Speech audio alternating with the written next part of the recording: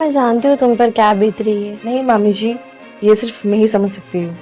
ये तुम कह रही हो, लेकिन इतना याद रखना, तुमने जो भी किया है वो अपने पति के लिए किया है। मैं समझ सकती हूँ मामी, लेकिन इसके लिए मुझे बहुत बड़ी कुर्बानी देनी पड़ेगी।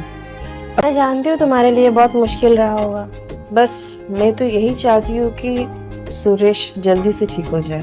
यही तो हम सब चाहते हैं, और तुम अपने दिल पर कोई बोझ मत रखो।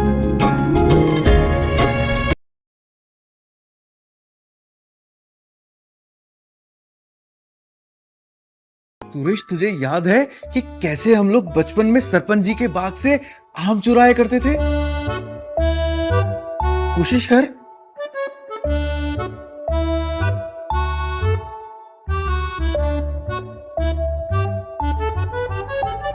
ओ अच्छा। और आम चुराने के बाद जब हम बाग से भाग रहे होते थे तो सरपंच जी के, हाँ, उसके चौकीदार ने हम दोनों को पकड़ लिया था ना। हाँ, और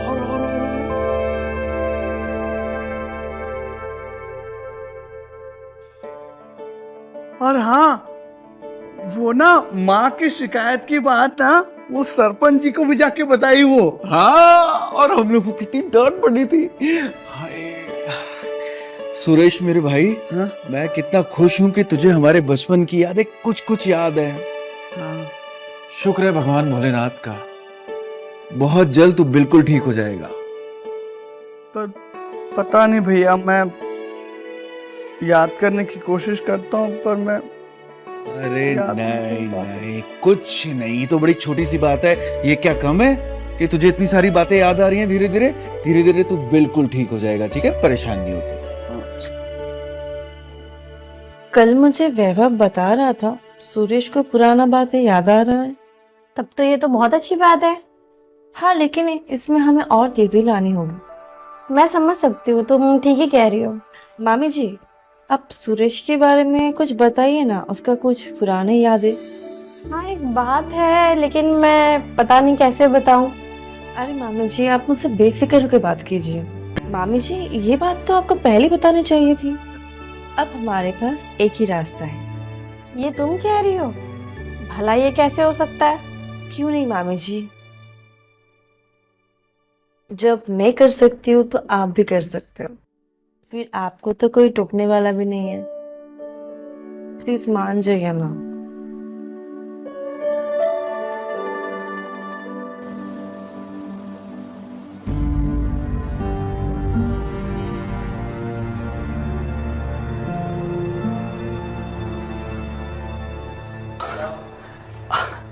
आ, आप अभी इस वक्त? हाँ, मुझे डर लग रहा था तो सोचा तुम्हारे पास चली आऊं। तो नीलम भाभी के पास भी तो आप जा सकती थी। मुझे बहुत खुशी हो रही है कि तुम्हारी याददाश्त धीरे धीरे वापस आ रही है। मैं ये चाहता हूँ कि आप लोगों को परेशान ना करूँ और मुझे सब कुछ याद आ जाए। इसी में आप लोगों की भलाई है। तुम इतना मत सोचो, तुमने कुछ भी जानबूझकर नहीं किया है। मैं रचना से बहुत प्यार करता था और मैं जानती हूँ, लेकिन मैं चाहती हूँ कि तुम अच्छी यादों को याद करो और बुरी यादों को भूल जाओ। सच में आप बहुत कुछ जानती हैं मेरे बारे में।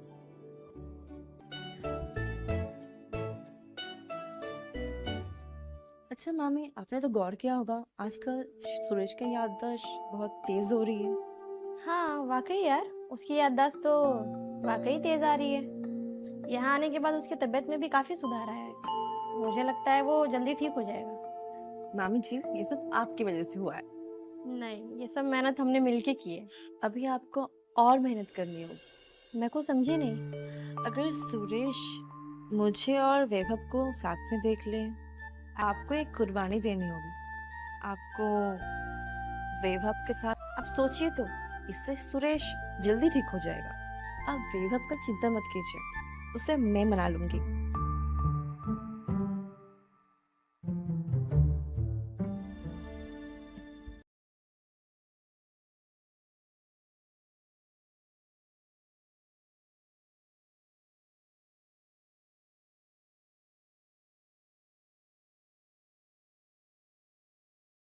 आज सुरेश आके मुझे कह रहा था कि उसका तबीयत अचानक से ठीक हो गया। अच्छा, ये तो बहुत खुशी की बात है। मामी जी, आपने सुरेश का तबीयत ठीक करने के लिए जो कुछ भी किया, उसके लिए मैं और वैभव हमेशा आपका शुक्रगुजार रहेंगे। अरे नहीं, तुम दोनों के लिए तो मैं कुछ भी कर सकती हूँ। बताइए ना, आप कुछ कहने वाली थी? हाँ, मैं सोच रही थी कि सुरेश को एकदम से ठीक करने के लिए मेरे पास एक आइडिया है। क्या? अगर आज हम दोनों एक साथ सुरेश के कमरे में जाए तो कैसा रहेगा? अगर आपको लगता है इससे सुरेश एकदम से ठीक हो जाएगा तो मैं बिल्कुल तैयार हूँ। ठीक है।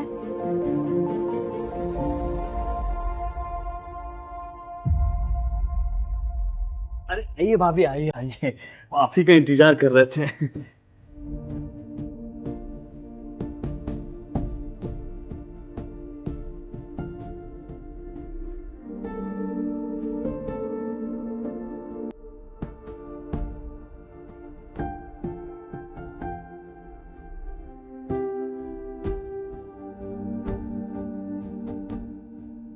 आप क्या हो गया भाभी?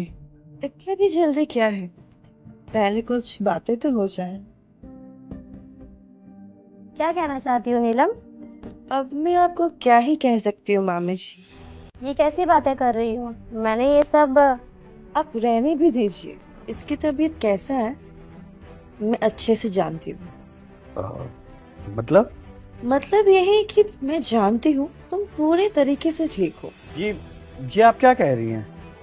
बिल्कुल ठीक कह रही हूँ। तुम्हारी याददाश्त तो इंस्टॉलमेंट में वापस आ रही है। मुझे शक था तो मैंने अपने डॉक्टर से तुम्हारी रिपोर्ट दिखाई। उन्होंने बताया कि तुम्हें कुछ भी नहीं हुआ। ओ, तो आपको पता चल गया? हाँ, अब बताओ तुमने ऐसा क्यों किया? मुझे ना वैभव भैया से मुझे बदला लेना था। मैं जिस लड़की से प्यार करता था ना, उन्होंने उसके साथ संबंध बनाया था। मगर ये सब बात तो वैभव की शादी के पहले की था ना। तो क्या हुआ? मेरा प्यार तो छीना गया ना। और मामी जी, आप कब से ये सब चीज का हिस्सा बन गई? यहाँ आने के बाद मुझे पता चल गया कि सुरेश नाटक कर रहा है, तो मैंने सोचा कि क्यों ना मैं भी। अब दोनों का हिस्से से वैभव को 5% देना पड़ेगा, वरना मैं सारे झूठे रिपोर्ट्स और वीडियोस पुलिस को दे दूंगी। कि आप क्या कह रही हैं? सुरेश बाबू, वो बिल्कुल ठीक कह रही है। हमें तुम्हारी शर्त मंजूर है। अरे शर्तें तो आपको मंजूर करनी ही थी, क्योंकि शेर और शेरनी कभी घास नहीं खाते। क्यों नीलम? तो चलिए,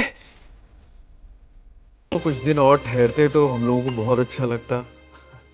नहीं भैया, अभी ना मुझे काम है वहां पे, तो मुझे जाना पड़ेगा। कोई बात नहीं, खुश हो। वापस कभी आऊंगा मैं। ठीक है, खुश रहो। मामी जी, आप दोनों गृह प्रवेश में जरूर आइएगा। हाँ हाँ, आप तो जरूर आइएगा, बहुत अच्छा लगेगा। हाँ हाँ, क्यों नहीं। नीलम इतने प्यार से जो बुला रही है, अब तो आना ही पड़ेगा। अगर नीलम को ऐतराज ना हो तो। मुझे भला क्या ही ऐतराज हो सकता है। जरूर आइए मामी जी, इसमें तो मजा है। सुरेश का याददाश्त तो वापस आ गई है, लेकिन ये जो हम लोगों ने साथ में वक्त बिताए हैं वो तो वापस नहीं आएगी। ठीक है भैया जी, नमस्ते।